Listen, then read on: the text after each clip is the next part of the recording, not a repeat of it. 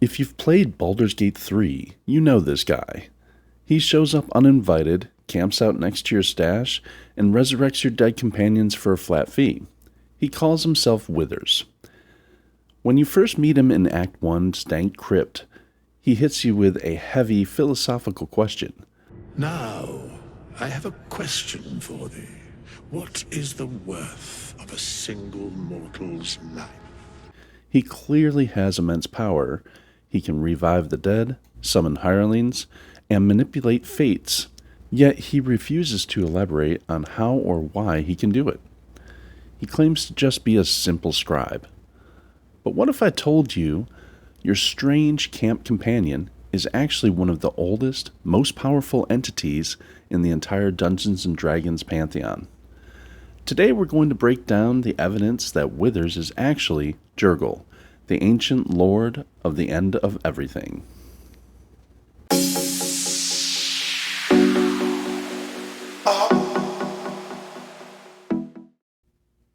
Welcome back to High Strung Gaming. Today we're talking about Withers in Baldur's Gate 3. So, Larian Studios didn't exactly hide Withers' identity. They left a trail of breadcrumbs from the moment you meet him. First, let's look at where you find him, in the Dark Crypt.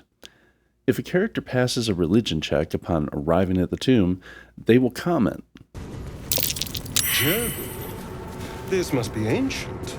No one worships the final scribe anymore. When you step outside of his room and look at the plaque on his tomb, it reads, "Here lies the guardian of tombs. Through knowledge comes atonement."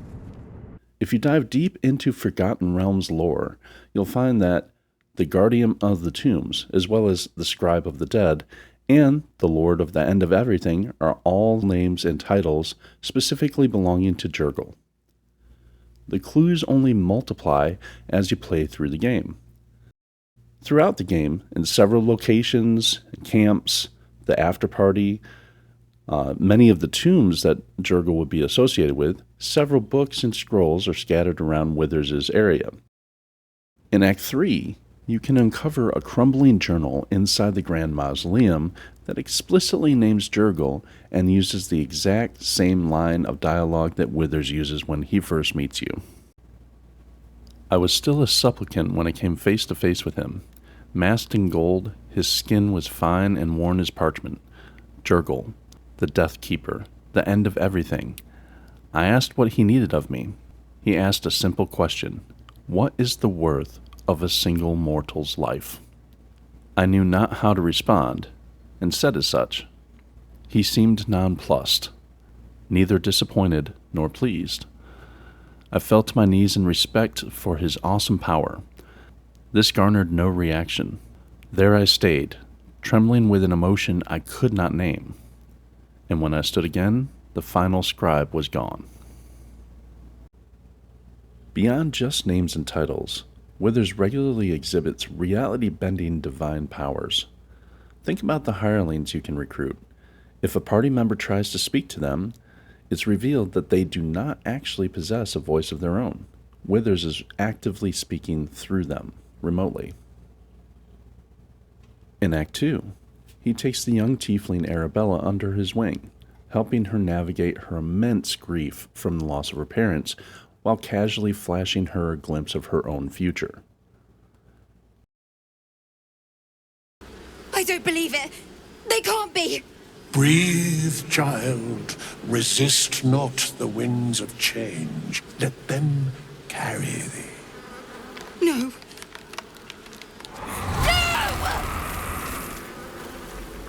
Listen.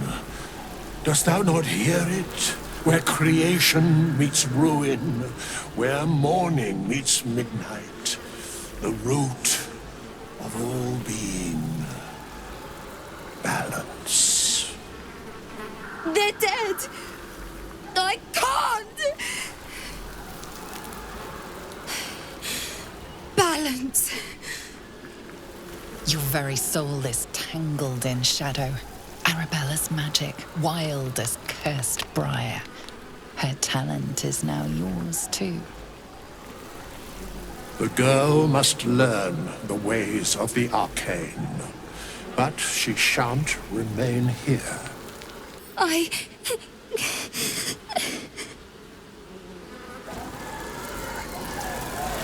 You feel the grief fade as if it were your own. There is a lightness in her now, veiling the power within, soothing it. Is that my future? Is that why they died? It is. It's wonderful. Thank you, Bowman, for being nice. If there are people like you around, perhaps everything will be all right. And if you want to see him lose his patience, try attacking someone during the game's final epilogue after party. Withers won't even fight you. He simply states that he grows tired and smoothly banishes you through a magical portal.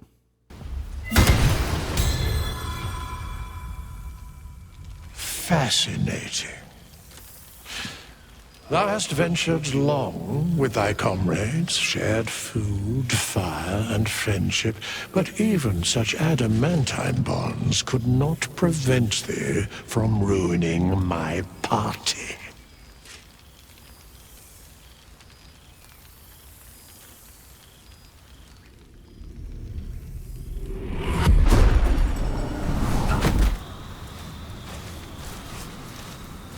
Suddenly, I am most tired. Good day.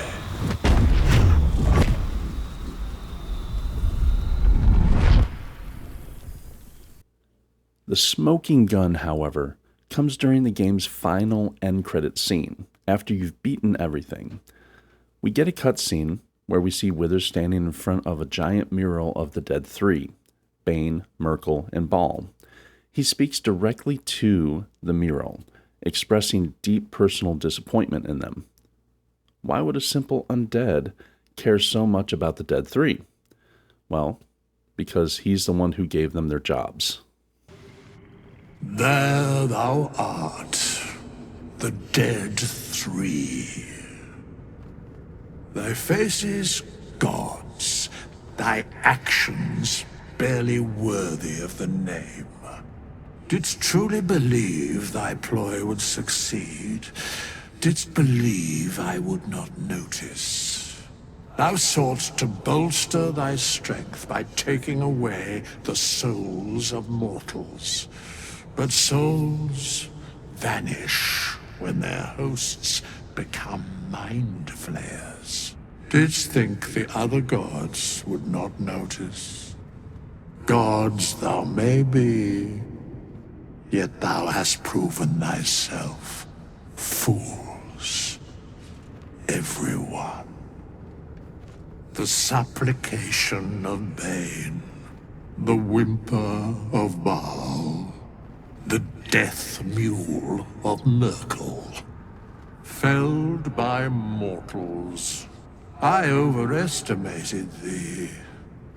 They did not. Vermin, away. Thou wilt trouble us no more.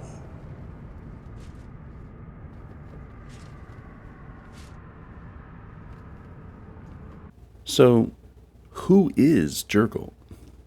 Well, to answer that question, we need to look all the way back into some D&D or Dungeons & Dragons history. Jurgle first appeared all the way back in 1993 in the book Prince of Lies by James Lauder.